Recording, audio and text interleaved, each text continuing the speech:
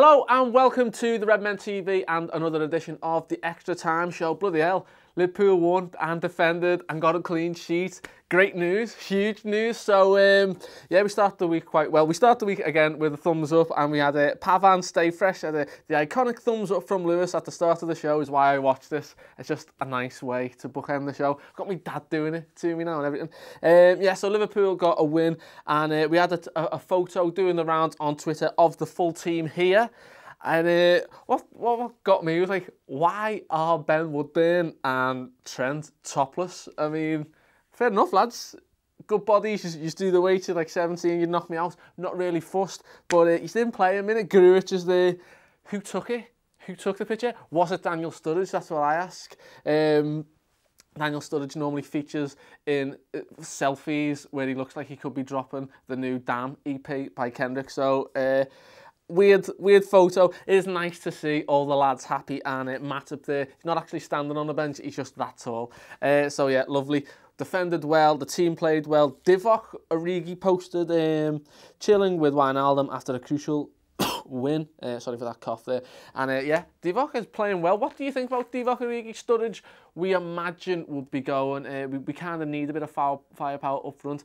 Is he the man to step into the boots? Because he's saying he's good enough at the minute, and he was showing skills. Bobby Firmino, what a game, by the way. He was just brilliant. Skills all around the place. The weight of his pass was brilliant. Yeah, fantastic. So much so, we had Linda, Pizza Hut, Henry, or Pizzuti Henry. They had 3 points and a clean sheet. Happy Easter, fam. Fam. Like she's South London and proud, like Sacco. Happy Easter, fam. I don't know if she knows what fam means. I'm just happy that he says it. Absolutely brilliant. She was also in the news this week about someone put on Twitter, serious question, Linda, why does John leave you wide open for abuse on Twitter? To which she replies, you are the most persistent abuser. Why do you do it? I have supported LFC for years. Should I not use Twitter because fans like you harass me?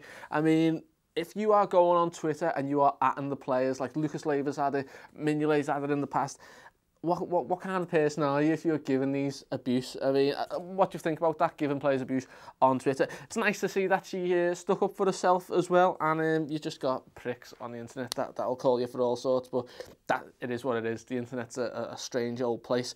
Earlier in the week, we had the Hillsborough Memorial. We had Everton saying 28 years ago, 96 footballers went to the game and didn't come home. Today, as always, our thoughts are with their friends and families. It's always nice in the city. You get a lot of respect from Evertonians on a day like today because it affects them just as much as it affects us. Liverpool FC posted a picture of the Eternal Flame saying never forgotten. And Kenny Dalglish said, a day to reflect on the magnificent efforts of the families. I can't begin to imagine what you've been through. Kenny, great man, as we all know, went to several of the funerals, and it was a touching picture there. And we even had Luis Suarez over in Barcelona saying never forget, justice for 96. So all around the city, a lot of respect, and a lot of respect around other grounds as well, which as football fans it could have happened to anyone, and I just love seeing that from other fans, the respect they show.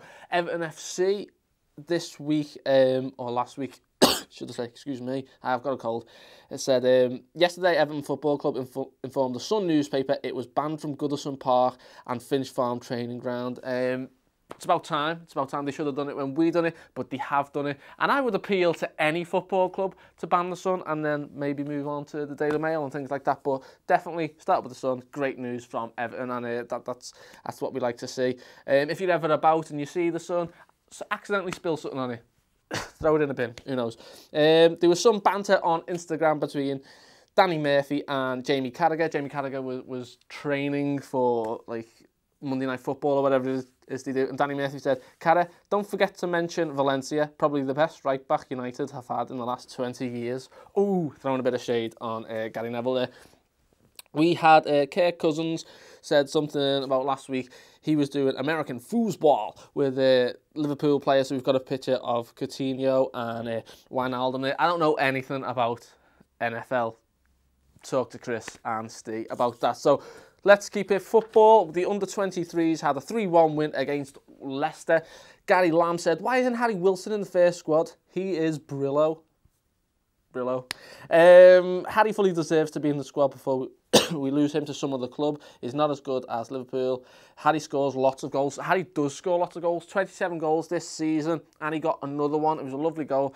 Ryan Brewster was on fire. He's been playing really well. He had a shot to nothing on the edge of the area. It deflects and it goes in, but if you don't shoot, you don't score. He used his pace down the right wing again.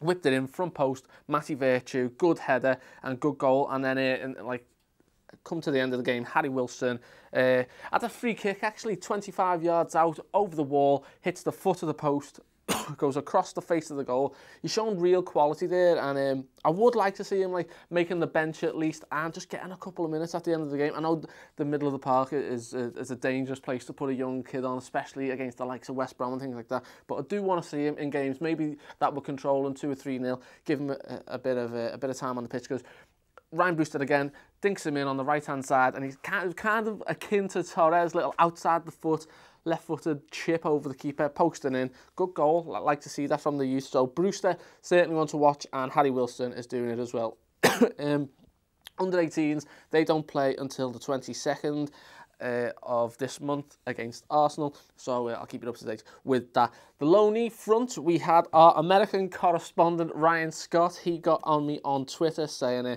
Brooksy with a goal on loan. Brooks Lennon, you little douchebag. He got a goal, lovely solo strike. He cuts in from the left-hand side. He beats his man again, beats his man off. Not beats his, you know what, forget it. Then he shoots low and hard. The innuendos, innuendo. Anyway, right, so he scored. Ryan Kent had a very similar goal for Barnsley. He cut it on the right-hand side. Little, step over, and then got a shot off and scored again. So, the young lads, they're both, I think they're about 20, 21. I need a soother. I'm on a boat. I need to carry on with this. So, yeah, Ryan Kent got a goal. Sacco, he's been doing his usual business in a 2-2 draw with Leicester. Markovic, he didn't really do much in his game. Andre Wisdom is still getting game time, and he's playing for Red Bull Salzburg. They're now 14 points clear, so he's going to win a trophy. He's gone on Aldi, played a bit of footy, going to win a trophy. Alan played 90 minutes for Hertha Berlin, is it? And it was against Mainz. Former Klopp team, as we know, they got beat. Jack Dunn made a return from injury. Ryan Fulton was an unused sub in 2 games for Chesterfield, and they have now been relegated from League One to League Two. Not the best time there, and as you were with the rest of the people that don't really do much. Transfer target of the week, we had Mike Sheeran said Theo Hernandez looks good for left back. 5 likes.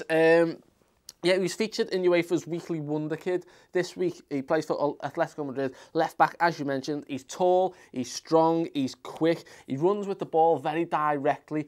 I'll be honest, I am scared of getting another right back from Spain. We've been hurt before. Moreno come with such high expectations from a Sevilla side that had won UEFA Cup, was it 2 or 3 times? So I was thinking 13 million, what a steal.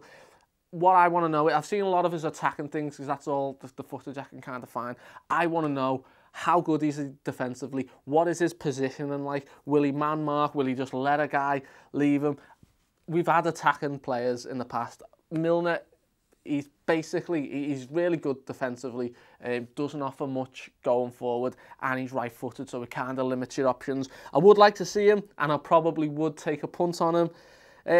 Fuck it, yeah, let's say yes. I'm in for him, let's get him. He's a wonder kid, and it couldn't be any worse, and he's quite tall, so yeah, that's that. Comments of the week this week. I got roasted this week, I think. We were all in a silly mood, weren't we? Michael Sutton said, don't know why, seems like a nice fella, but makes me cringe, this guy. Like a new bird's little brother that does your head in. Fair enough. I like the new bird's little brother that beats you at pool and beats you on FIFA, and that's why he don't like me. So that's what it could be.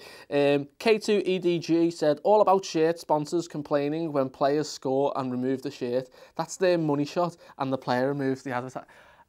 What world do you live in? Oh, do you work for an advertising company or something? I don't get that mentality. Right, fair enough, Ladbrokes sponsoring the guys and empowering them, but Jesus Christ, a bit of friggin' passion on the pitch.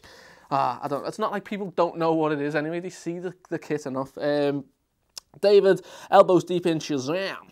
He put I like this bloke, like Purple Lackey, likes big muscles, could put him in your pocket and pet him like a little pet gerbil. Until he pisses in your pocket, then you would have to drown him in a bag.